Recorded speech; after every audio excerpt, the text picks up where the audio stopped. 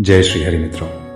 क्या आपने कभी अपने जीवन में यह महसूस किया है कि आप किसी का बुरा नहीं चाहते, किसी के साथ छल नहीं करते, अपनी क्षमता के अनुसार सबकी मदद करते हैं, भगवान का नाम लेते हैं, फिर भी आपके जीवन में एक के बाद एक परेशानियां आती चली जाती हैं? कभी धन की चिंता, कभी परिवार की चिंता, कभी अपनों का धोखा, कभी मेहनत के बाद भी असफलता और कभी बिना किसी गलती के ऐसा दुख मिल जाता है जिसका कारण समझ ही नहीं आता।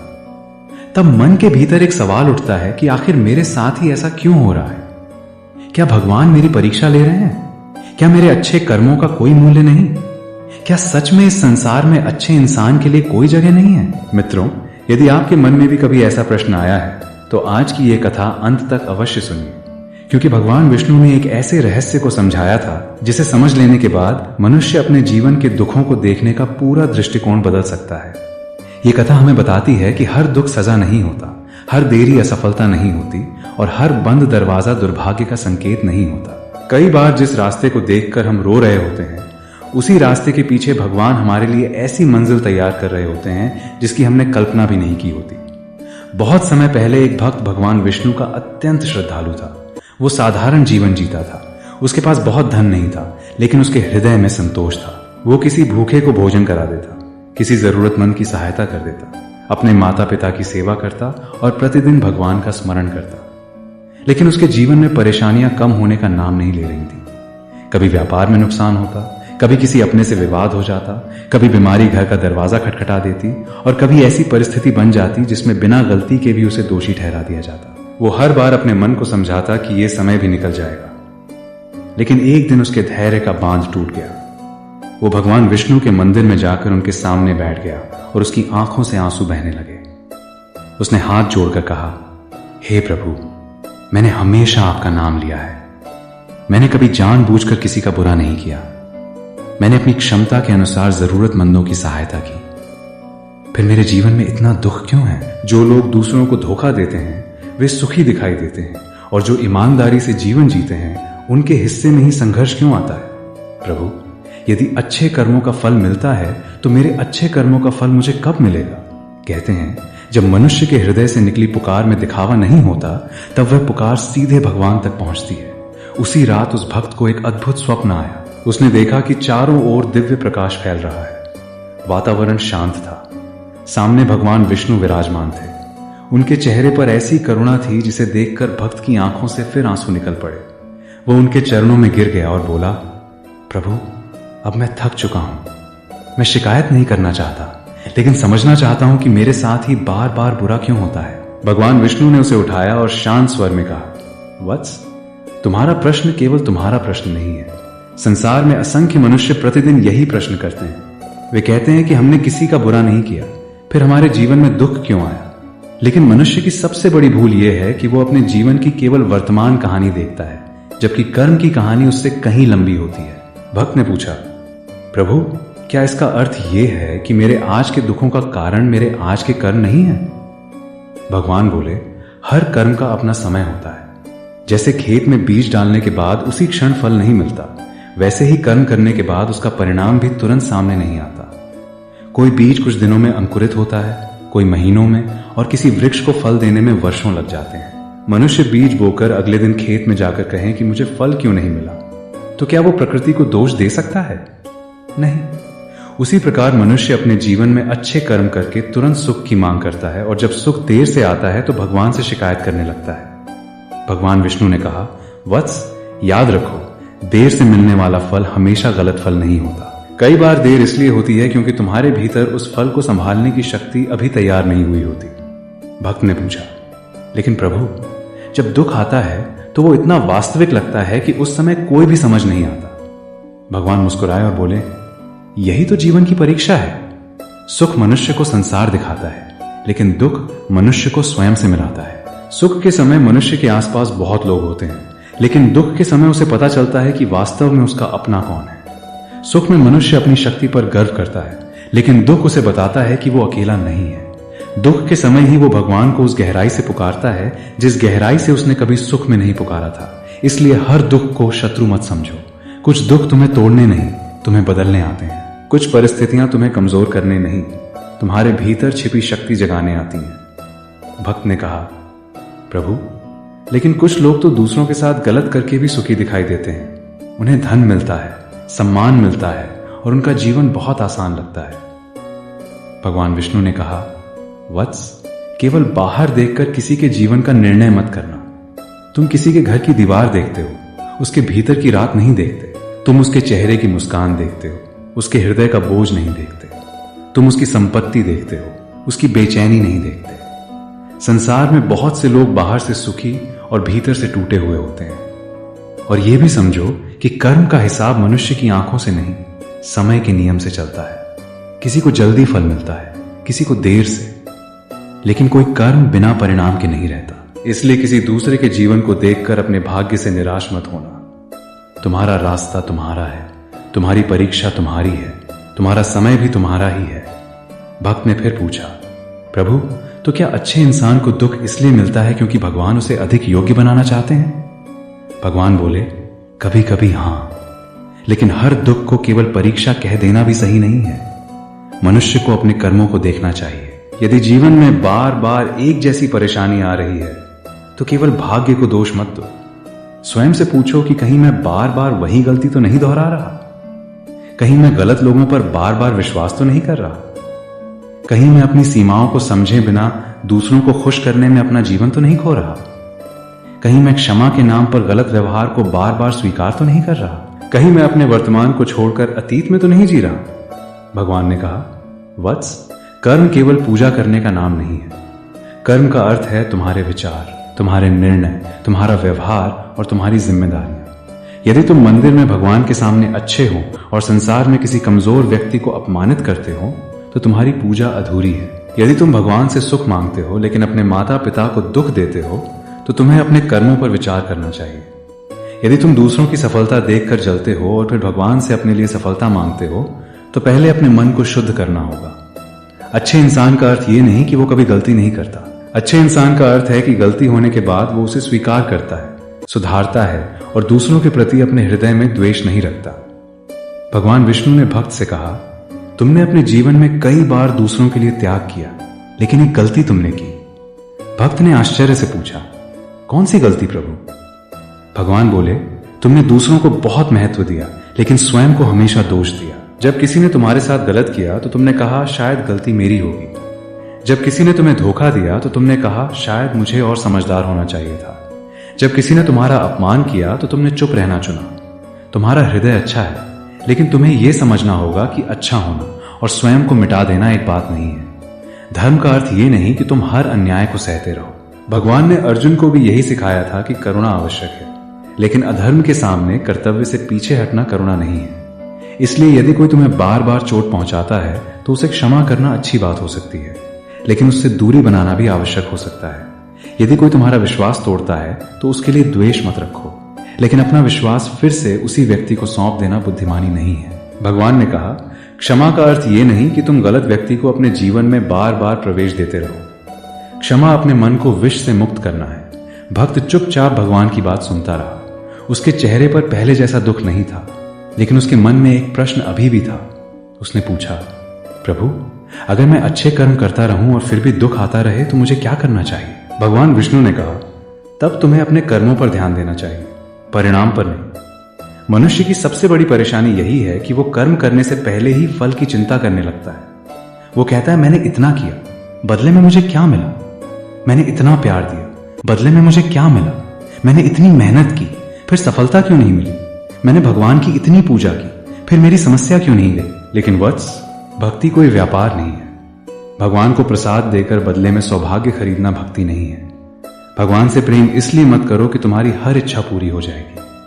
भगवान से प्रेम इसलिए करो कि तुम्हारे भीतर परिस्थितियों को सहने की शक्ति आएगी। जब तुम्हारा मन ये स्वीकार कर लेता है कि मैं अपना कर्म करूंगा और परिणाम भगवान पर छोड़ दूंगा, तभी भीतर एक ऐसी शांति जन्म लेती है जिसे संसार की कोई परिस्थिति आसानी से छीन नहीं सकती।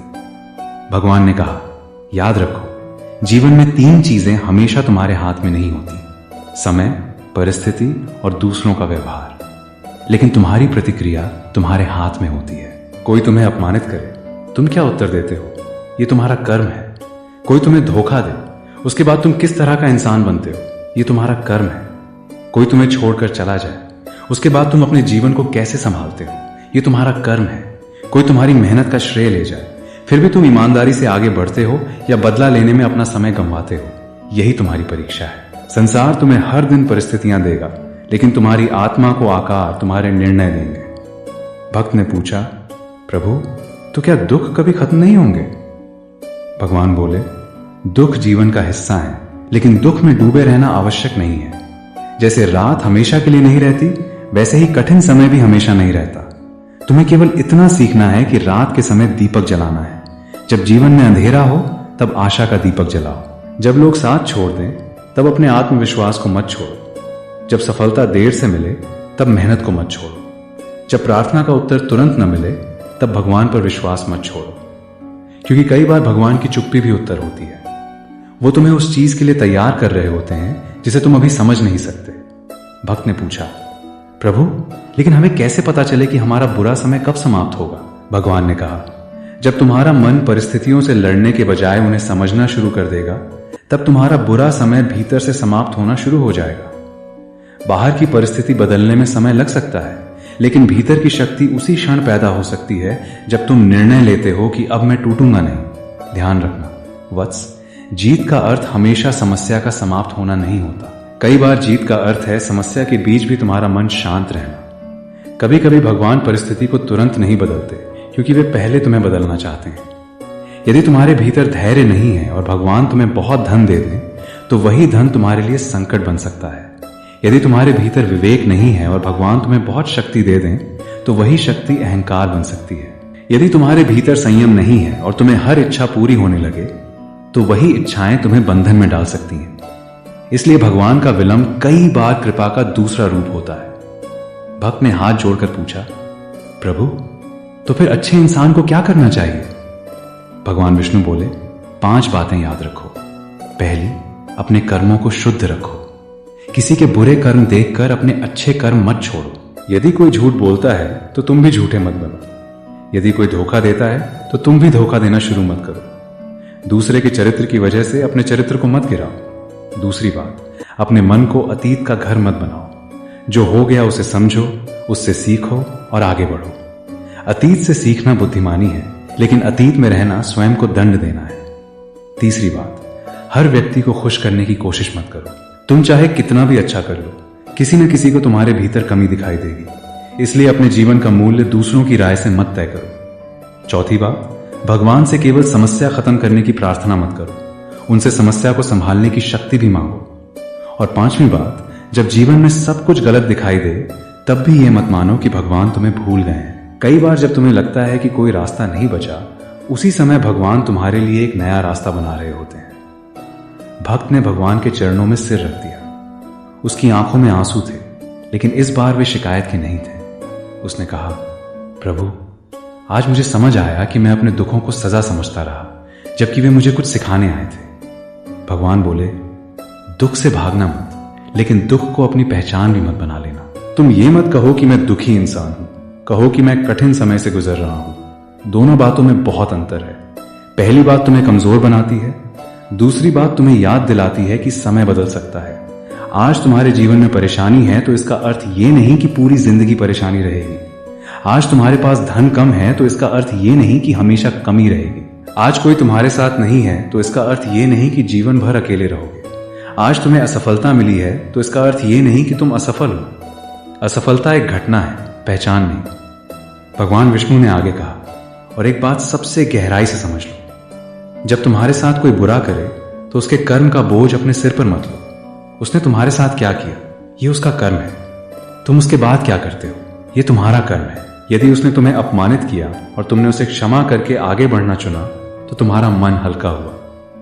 यदि उसने तुम्हें धोखा दिया और तुमने सीख लेकर भविष्य में सावधानी बरती, तो उसका धोखा तुम्हारे लिए ज्ञान बन गया। यदि किसी ने तुम्हें छोड़ दिया और तुमने स्वयं को संभाल कर अपने जीवन को बेहतर बनाया, तो उसका जाना तुम्हारी कहानी का अंत नहीं, एक नया अध्याय बन गया। इसलिए हर व्यक्ति जो तुम्हारे जीवन से चला गया, उसे अभिशाप मत समझो। कुछ लोग तुम्हारे जीवन में हमेशा रहने के लिए नहीं, तुम्हें कुछ सिखाने के लिए आते हैं। कुछ तुम्हें प्रेम सिखाते हैं, कुछ धैर्य, कुछ आत्मसम्मान, और कुछ ये सिखाते हैं कि किसे अपने जीवन में जगह देनी चाहिए और किससे दूरी बनानी चाहिए। भक्त ने पूछा, प्रभु क्या हर दुख के पीछे कोई शिक्षा होती है? भगवान बोले, यदि तुम सीखना चाहो तो हाँ, लेकिन ध्यान रखना, दुख को महिमा मंडित मत करना। अन्याय को सहना धर्म नहीं। जरूरत हो तो सहायता मांगो, गलत परिस्थिति से बाहर निकलो, अपने जीवन के लिए निर्णय लो। भगवान पर विश्वास करने का अर्थ हाथ पर हाथ रखकर बैठ जाना नहीं है। विश्वास के साथ कर्म करना ही सच्चा मार्ग है। यदि नाव में छेद हो गया है तो केवल प्रार्थना मत करो कि नाव डूबे नहीं, छेद भी बंद करो और भगवान से शक्ति भी मांगो। यही कर्म और भक्ति का संतुलन है। आज संसार में बहुत से लोग कहते हैं कि भगवान हमारे साथ क्यों नहीं है, लेकिन कभी कभी हमें स्वयं से पूछना चाहिए कि क्या हम भगवान के बताए मार्ग पर चल रहे हैं। हम सत्य चाहते हैं लेकिन स्वयं सुविधा के लिए झूठ बोलते हैं। हम सम्मान चाहते हैं लेकिन दूसरों का सम्मान नहीं करते। हम प्रेम चाहते हैं लेकिन स्वयं अहंकार में रहते हैं। हम शांति चाहते हैं लेकिन अपने मन में पुराने विवादों को पकड़े रहते हैं। हम अच्छे भाग्य की प्रार्थना करते हैं लेकिन अपने वर्तमान अवसरों का उपयोग नहीं करते। इसलिए भगवान को दोष देने से पहले अपने कर्मों को देखना आवश्यक है। भगवान विष्णु ने कहा, वत्स, जीवन में जब भी दुख आए तो 3 प्रश्न स्वयं से पूछना। पहला, इस परिस्थिति से मैं क्या सीख सकता हूं? दूसरा, इस परिस्थिति में मेरा सही कर्म क्या है? तीसरा, क्या ऐसी कोई चीज है जिसे मुझे छोड़ देना चाहिए? यदि तुम इन 3 प्रश्नों के उत्तर ईमानदारी से खोज लोगे तो दुख तुम्हें धीरे धीरे भीतर से मजबूत करेगा। याद रखना, पेड़ तेज हवा में इसलिए मजबूत नहीं होता कि हवा उसे प्यार करती है, बल्कि इसलिए कि उसकी जड़ें और गहरी हो जाती हैं। उसी प्रकार जीवन की कठिनाइयां तुम्हारी जड़ों को गहरा कर सकती हैं, यदि तुम उनसे टूटने के बजाय उनसे सीखो। भक्त ने भगवान से पूछा, प्रभु क्या कभी ऐसा समय आएगा जब मुझे लगेगा कि मेरी सारी परेशानियां खत्म हो गई हैं?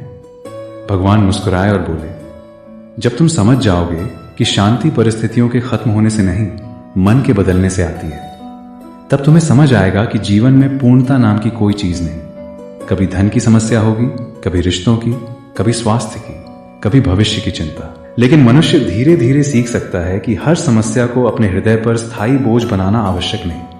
तुम्हें हर समस्या का समाधान उसी क्षण नहीं मिलेगा, लेकिन तुम्हें हर समस्या के साथ जीने की कला सीखनी होगी। और जब तुम ये सीख जाते हो, तब छोटी छोटी परेशानियां तुम्हें पहले जैसी नहीं तोड़ती। भगवान ने भक्त से कहा, एक दिन तुम पीछे मुड़कर अपने जीवन को देखोगे और कहोगे कि जिन दिनों को मैंने अपने जीवन का सबसे बुरा समय समझा था, उन्हीं दिनों ने मुझे सबसे ज्यादा बदल दिया। जिस व्यक्ति के जाने पर तुम रोए थे, उसी के बाद तुमने स्वयं को पहचाना। जिस असफलता ने तुम्हें तोड़ा था, उसी के बाद तुमने नया रास्ता चुना। जिस आर्थिक संकट ने तुम्हें परेशान किया था, उसी ने तुम्हें धन का मूल्य समझाया। जिस अकेलेपन से तुम डरते थे, उसी ने तुम्हें अपने भीतर की आवाज सुनना सिखाया। इसलिए आज यदि तुम किसी कठिन समय से गुजर रहे हो तो केवल इतना याद रखना, ये अंतिम अध्याय नहीं है, ये केवल एक अध्याय है। कहानी अभी बाकी है। तुम्हारी जिंदगी में अभी ऐसे दिन आ सकते हैं जिनकी आज तुम कल्पना भी नहीं कर सकते। आज तुम्हें जिस दरवाजे के बंद होने पर दुख है, हो सकता है कल तुम्हें समझ आए कि वो दरवाजा इसलिए बंद हुआ था क्योंकि तुम्हें गलत रास्ते से बचाया जा रहा था। आज जिस देरी पर तुम परेशान हो सकता है वही देरी तुम्हें सही समय पर सही अवसर तक पहुंचाए। भगवान की योजना को मनुष्य अपनी सीमित दृष्टि से पूरा नहीं समझ सकता। इसलिए धैर्य रखो, कर्म करते रहो, अपने मन को साफ रखो, किसी का बुरा मत चाहो, लेकिन स्वयं के साथ भी अन्याय मत करो।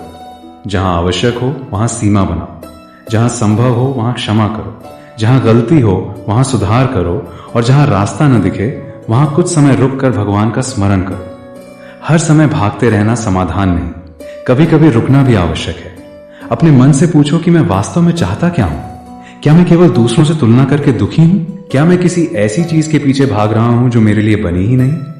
क्या मैं बीते हुए व्यक्ति या समय को वापस लाने की कोशिश कर रहा हूं? क्या मैं उस चीज को पकड़कर बैठा हूं जिसे भगवान मुझसे छुड़ाना चाहते हैं? जीवन में त्याग भी उतना ही महत्वपूर्ण है जितना प्राप्त करना। कुछ चीजें पाने के लिए नहीं, छोड़ने के लिए आती हैं। कुछ रिश्ते निभाने के लिए नहीं, उनसे सीखने के लिए आते हैं।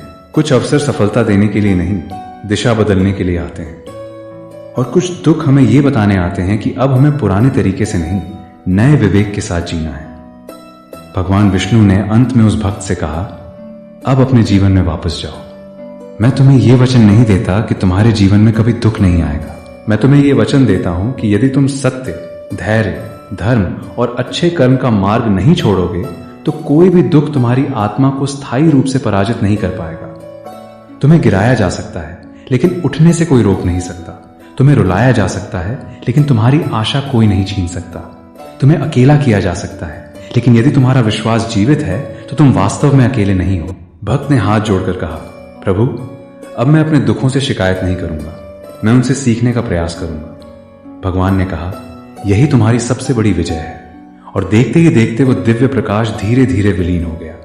भक्त की आंख खुली तो सुबह हो चुकी थी। मंदिर की घंटियों की आवाज सुनाई दे रही थी। वो कुछ देर शांत बैठा रहा। उसके जीवन की समस्याएं अभी भी थी। उसका घर वही था, उसकी आर्थिक स्थिति वही थी, उसकी परेशानियां भी वही थी, लेकिन उसके भीतर कुछ बदल चुका था। अब वो अपनी समस्याओं को देखकर पहले की तरह डर नहीं रहा था। उसे समझ आ चुका था कि परिस्थितियां तुरंत नहीं बदलती, लेकिन मनुष्य अपना दृष्टिकोण बदल सकता है। वो मंदिर से बाहर निकला और उसने उसी दिन एक निर्णय लिया कि अब वो अपने जीवन की तुलना किसी और से नहीं करेगा। वो अपने कर्म पर ध्यान देगा। वो दूसरों के व्यवहार से अपनी शांति तय नहीं करेगा। वो भगवान से केवल सुख नहीं मांगेगा, बल्कि सही रास्ते पर चलने की शक्ति मांगेगा।